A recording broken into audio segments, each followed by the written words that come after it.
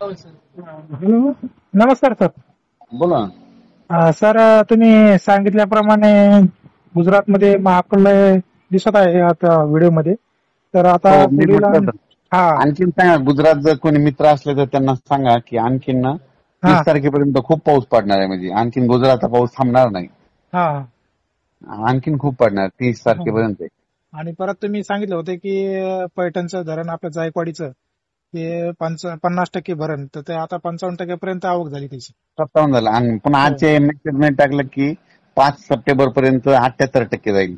हा हा टाकलाय, आज व्हिडिओ टाकलाय. आणि सांगा हा सांगा सगळ्याला जर कोणी हा हा. जायकवाडी धरण 78 पर्यंत जाईल ह्या 5 सप्टेंबर या पर्यंत. या हप्त्यात. हो. आणि पुढचा अंदाज म्हणजे 1 सप्टेंबर ते 10 सप्टेंबर कसा राहील ते? आता ना आज आहे हा 27 27 ऑगस्ट. ऑगस्ट. हो. शेतकऱ्याला सांगा 27 ते 30 पर्यंत भाग हा. बदलत पाऊस पडणार आहे, ऊन पडणार आहे हम्म. 2:30-3 वाजेपर्यंत. आणि एक थोडं आभाळ येईल, काळं कुट्ट, आणि हा तिथं पाऊस पडेल त्या एरियात. हा असा म्हणजे सर्व दूर नाही, समजा भाग बदलत पडणार आहे हा 30 तारखेपर्यंत. हा. तर आणि ह्याच्यातच काय करा, दुपारपर्यंत कामं करून घ्या.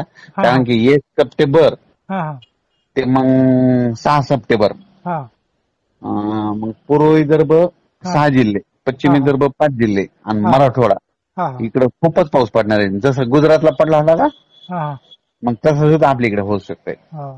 आणि काही पुण्याचे ते खडकवासला धरण आहे ते पण अजून पण थोडं पाणी नाही त्यात काही, तर ते शेतकऱ्याचे काही प्रश्न आहेत ते काढले तर तर त्यांना. तिकडले होऊन जाणार आहे, कारण की तिकडे पाऊस चालूच राहणार, तिकडे सरीव सरी राहणार पश्चिम हा हा. महाराष्ट्र कोकण पट्टी.